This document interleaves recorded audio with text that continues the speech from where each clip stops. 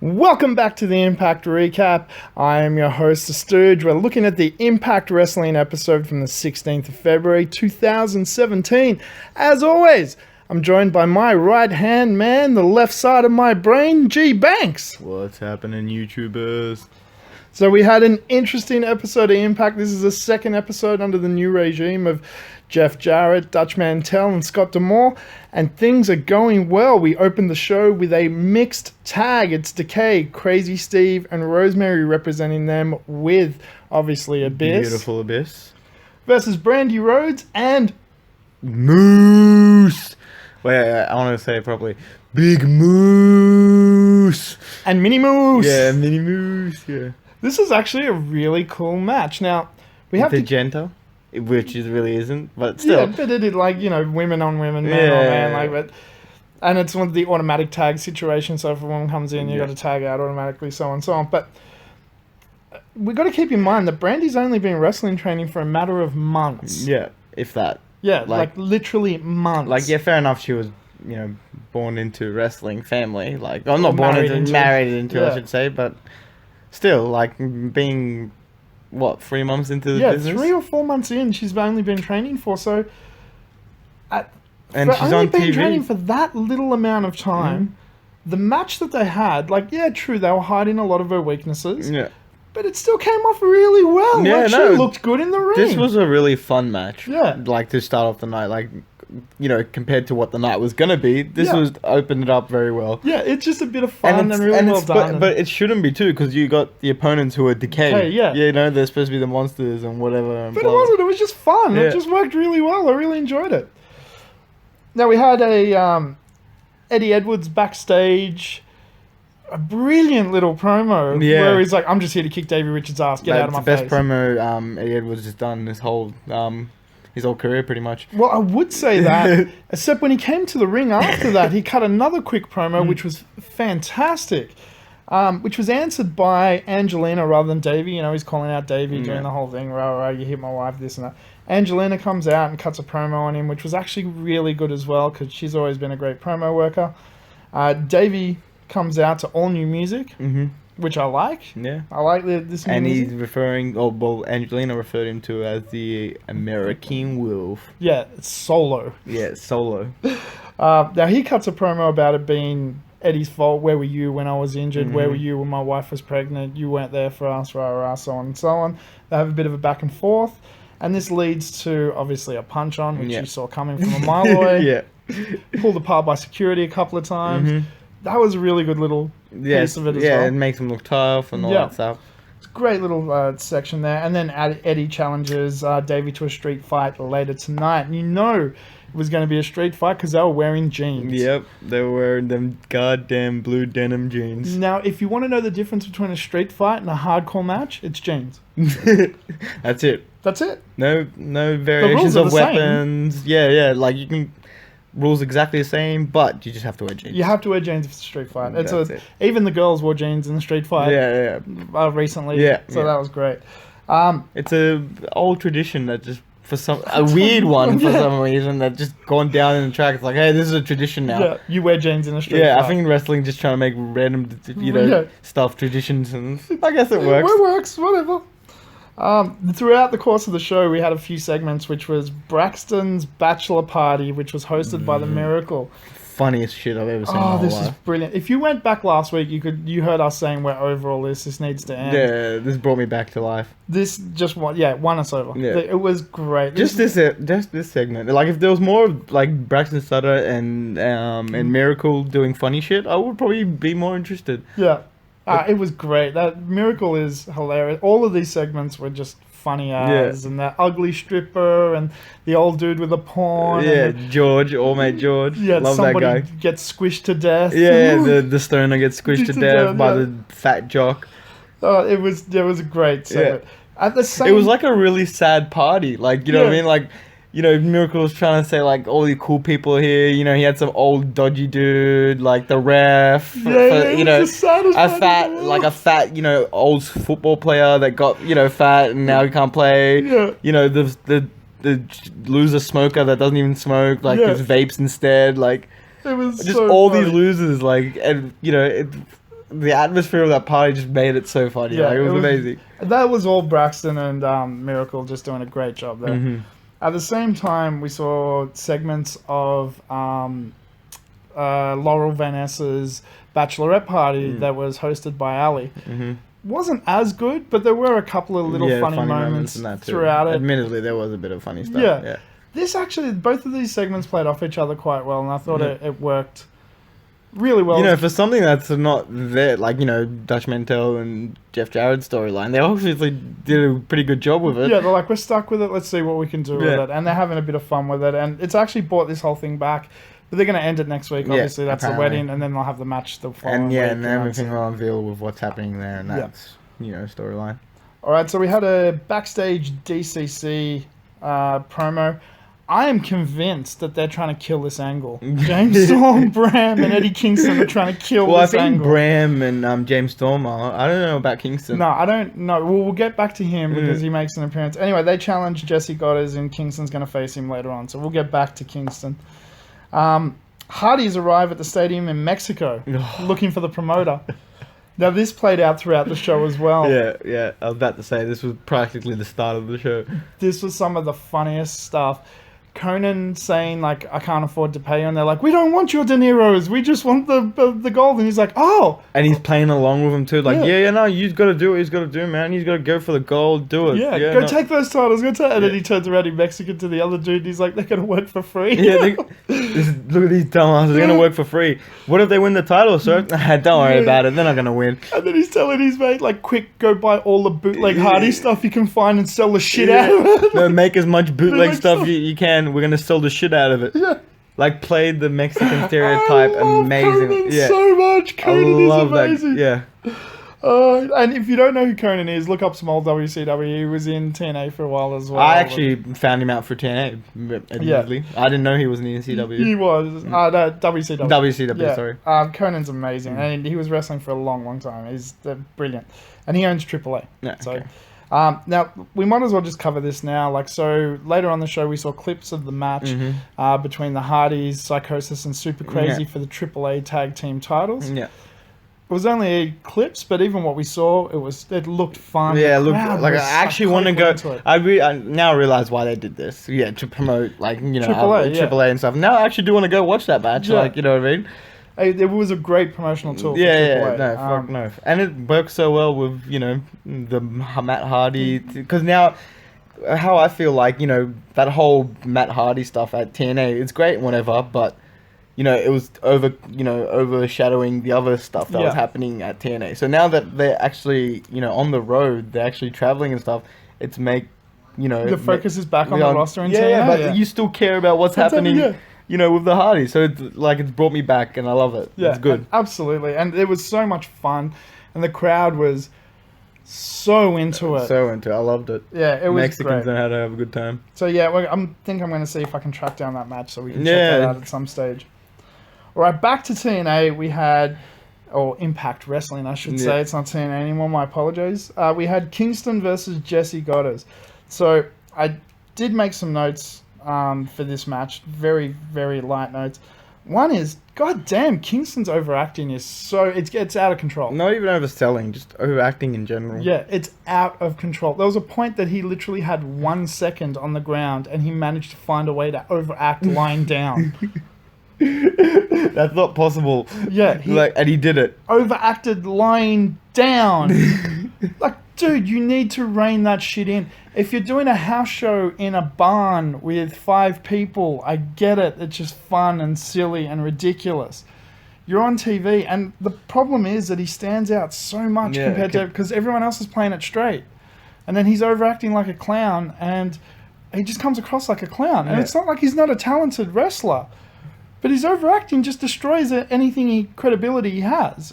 I don't like it, dude. Yeah, just... You don't have to do it. Like, no, just pull it in. Yeah. Pull it in. Your missus, Jade, is a fantastic performer in the ring. She doesn't overact at all. She plays it so well. Like, maybe take some tips from her too. Yeah. And I'm not being like a sexist or... She is amazing, man. No, she is. 100%. And she's on one of my favorite knockout wrestlers to date. Yeah. Like, we've put her over and over and over. Like, But in the ring, like, her performance is always spectacular. spot on. Yeah. Like, as far as I think her that's skill that Japanese acting influence, though. it could be, Yeah. But then, yeah, he could sort of... he could definitely take some pointers, It is his wife, yeah, tone it down. You don't have to be a manga character just because your missus is Japanese. Like, calm down, dude. Anyway, Jessie wins with a spectacularly huge flying forearm. Gets the pin, 1, 2, 3, lights black out. D.C.C. appear in the ring, but Jessie's not there. He's at the top of the ramp. Yeah, he's run away. So he's outsmarted the D.C.C. and he's saying 1 down, 2 to go. Mm-hmm. I'm liking this. And it put Jessie Godderz over now, too. It did, and hopefully this ends D.C.C. Which I think is what they're doing. They're having one man kill the angle. After this was the surprise angle of the evening, which was probably the best part of Impact Wrestling tonight. Full stop. And you can argue as much as you want, but you're wrong. So it was Tyrus's Fact of Life. And his guest, Eli Drake. Usually, we're backing Eli Drake every single day of the week. But, yeah, no, I got to agree with you on this one. This was an amazing little segment they had. It was great. And it didn't go for long. This could have gone for half an hour and I would have been into it. Yeah. Tyrus is an amazing worker on the mic that we now can see because he started talking after his year of not talking on purpose and so on. Him and Eli Drake have an amazing promo. So they got a good chemistry too. Yeah, they really do. Know how to work with each other, yeah. And, you know, Eli gives him a note to start with and he reads a note. And he comes out with a sling. It's great. And by the end of it, Tyrus has got him by the throat saying, I'll see you in the ring next week. Yeah. This leads to later on in the show, Eli has a backstage promo saying he's going to bring it back to the ring and bat Tyrus. And remember what happened to him. He says, I can't do justice to his promos. You just need to go watch them. His promos are just amazing. They're on point. They're literally on point. Yeah, and Tyrus is the surprise breakout of this year. If he doesn't get a mega push within the next couple of weeks, they've missed out on something. I feel like they're going the right way with Tyrus right now, as we can see. Definitely, they're building him up. Yeah. But, dude, he needs a mega push now. Like, he has gotten hot. They've just turned him from heel to face in a week. All it took was 1 week.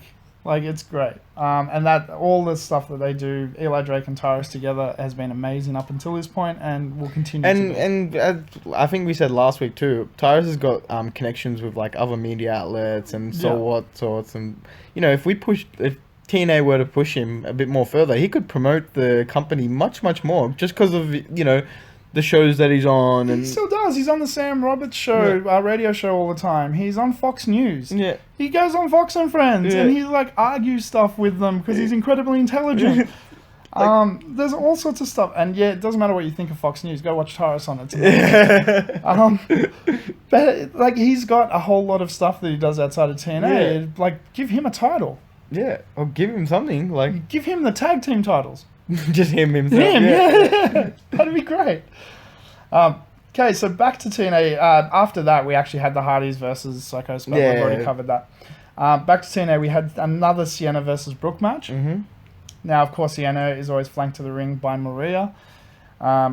She absolutely dominates Brooke in the match. Yeah, most of the match anyway. With Maria's distraction and so forth. Like she couldn't get... Brooke couldn't get a foothold in because of Maria being the distraction, the nuisance, whatever, blah, blah, blah. But in the end, Brooke still wins with a schoolgirl roll-up out of nowhere. Yeah. See, I used the correct vernacular as well, because it's a schoolgirl. Okay, whatever. Just being a dick. Yeah, it's alright. But no, it was a great... I don't care about your politically correctness. No, it was a great little roll-up, though. It was awesome. Fantastic. Yeah. And it gives Brooke 1, so it's 1 each now. So I'm kind of interested in... I want to see the last match. You know, it's now become a best of 3, which is cool. Now, hopefully, the next match they get to have an actual... Like, if you went back to last week, it was Brooke dominating Sienna, and Sienna got the win out of nowhere. Now, this week, it was Sienna dominating Brooke, and Brooke gets the win out of nowhere. Now they have to have a clean match. Yeah. Lashley comes to the ring with the title. His promos... Bitch boy Barbie. No, I'm well, that's what the crowd was chanting. It was I would never say that to you. No, even if I'm in the crowd, like, I would never say that. Like, you'd be turning to the dude next to you going, are you serious, man? Yeah. He'll kill you. He'll shut the fuck up, man. Yeah. Like, and if Bobby looked at me up, like, pointing at other people, like, oh, him. Yeah. Everyone here, that little 5-year-old, he's been saying it since as soon as you walked in. Eat him. Yeah. Lashley's promo skills though have gotten better and better and better over time. Yeah. It's not that he was ever bad, but they've just gotten better and better. Yeah. This was a tight promo where he talked about EC3 challenged me. I sent him packing. Eddie Edwards challenged me. No more Eddie Edwards. There's no more Eddie. Practically what Bobby Lashley does all the time when he beats someone. Yeah. He comes out and just practically says, I'm better than you. Yeah. I don't know. I just love the way he said it. He's like, and then Eddie Edwards stood up to me and we sent him packing. And now there's no more Eddie. Yeah. Eddie's gone. Yeah, bye Eddie. Yeah. It was great. It was really on point tonight and really hitting it hard. Now he's interrupted by. Now look, I'm not an MMA expert, so I'm just quoting the commentators. Josh Barnette, who I have heard of but I don't know nothing about, was the youngest UFC heavyweight champion ever. Multiple time. Been in top 10s for years. Yeah, apparently. been in the top 10. I don't know. Yeah, we don't know anything about this. So if you know, please comment below and let us know a little bit about him. Because I actually don't know anything about him. I'm not a really UFC fan. Yeah, neither am I. We're not Stooge, MMA guys, so we just don't know. But apparently he's held titles all over the place. He's been a top 10 MMA fighter for 20 years or something like that. Like whatever the commentators were saying about him. So in other words, he's a bad motherfucker that can hurt people. Yeah. He's practically Bobby Lashley, but white and tall. Yeah. He's about the same size, and like he looks bad too, dude. Like he looks nice. Like he doesn't look like he's a bad guy, but I mean, like, I think that's every like MMA UFC fighter. They all like sound and look nice and stuff, but then because they know that they can hurt you. They don't have to be mean anymore. They can be really polite. So he challenges Lashley to a match. They're going to have a match for the Impact title sometime soon. That's going to break down to a brawl at some stage, which I'm looking forward to. Like, I feel like this is going to be one of them half MMA, half like a bit of wrestling match, I think they're going to do a bit of shooting in it. Like there'll be, still be a wrestling match, but there'll be moments where they'll actually just grab each other for real and have a throw around and shit and make it look really good. And I'm assuming they're probably going to hit a little bit harder than you normally would see because they can take it. Like they know what they're doing. The only question I ever have is when they bring people in from other sports is wrestling, well, professional wrestling is very, very different an animal to a lot of other sports. Mm-hmm. And regardless if you're a professional fighter or not, wrestling's fake. Sorry for anybody that didn't know that up until this point. So all our Indian fans, calm down. Yeah, relax. Relax. I'm sorry. Yeah. Wrestling isn't real. Like, you have to pull. You have to look after your opponent. You have to... Yeah. It takes two to tango, like in wrestling. Like, literally. Whatever move you do, you got to make sure the other person's safe, blah, blah, blah, whatever. Yeah, there's a whole lot of, it's a process. Like, you can't just go in and be like, I'm going to powerbomb this guy. It's like, no way, you can't because he's not ready. You've got to make sure you do it right. Yeah, exactly. Lands flat and stuff and so on. So I'm just hoping that Josh Barnette has had a bit of training up until this point. I feel like he has. Like, otherwise they wouldn't have brought him in. No, I'm hoping he has. Or at least somebody's helping him out now. Well, if him and Bobby Lashley were friends... and like they probably helping him. Helping, exactly. So that's the only concern I ever have with people like that. But in this case, being the fact that he is actually Lashley's friend in real life and so forth, he's probably been, given a bit of an... At least it's not an actor going in, or like a basketball player going... It's not David Arquette challenging for the title again. Yeah, that's what I'm trying to get at. Like, it's actually a professional athlete, like, Yeah, definitely. And he looks like a fighting athlete. Yeah. No, he looks like he should be there. He doesn't look out of place at all. Like, and so I'm looking forward to seeing how he goes and how the match works out and stuff. And I do give, like, people like this a little bit of leeway. There may be a botch or two, but it doesn't matter. Like, the fact that they've actually come into professional wrestling as well. This is their credibility. And, like, you might think, like, why'd they bring, like, a random no-name, UFC fighter in when they could have just brought the talent, used the talent that they have. Like, they're just trying to bury people. No, it's actually making the title mean something more. Because now it's like, wow, no one can beat Bobby Lashley. Who's going to beat Bobby Lashley? Let's get another fucking MMA fighter. Yeah. And, like, even if Bobby Lashley wins, right? Like, let's say he wins, that's still going to mean something. It's like going to be credible for the title, and when he drops it to someone else, it means so much more. Exactly. So I'm hoping what happens is Josh Barnette actually takes the title from him and then immediately loses it to someone else.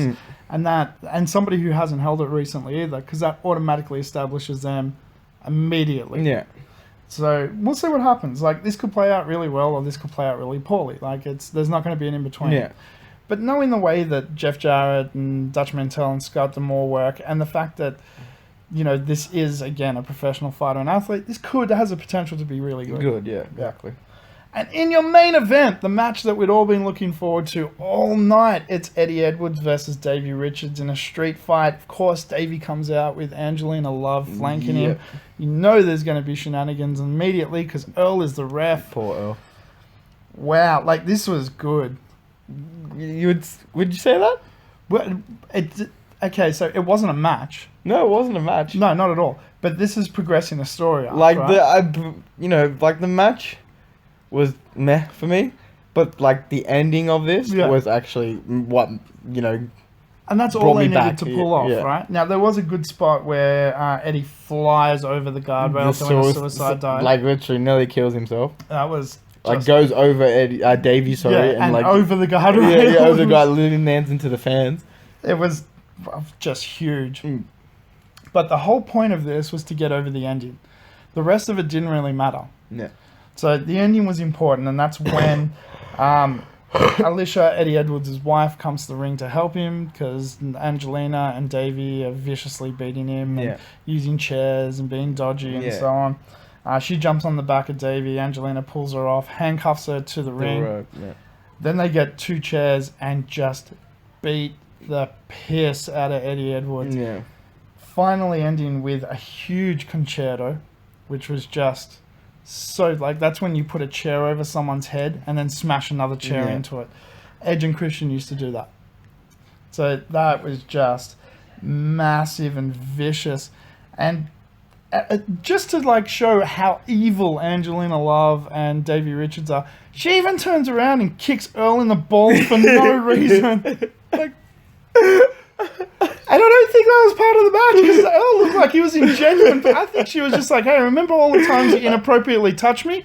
Bang!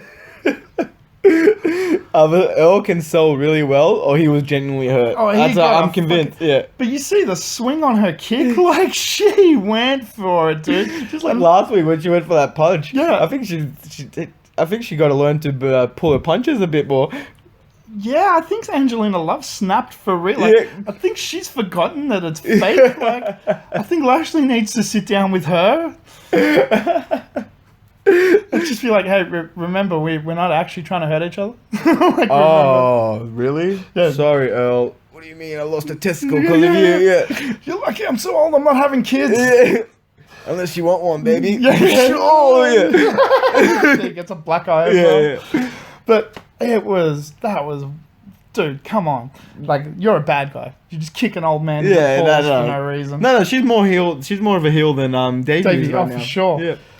I'm really liking this. No, I'm liking this. Like, don't get me wrong, I'm not hating the angle. I just didn't really enjoy the last match. It was a non-match. It was a complete non-match. It's not that I didn't enjoy it. It just was, meh. It was just literally a meh match. Yeah, it was a non-match. Because the whole point is they were just going to jump in with chairs and ruin it and attack him. And the whole time they're screaming, it's your fault. Where were you when we needed you?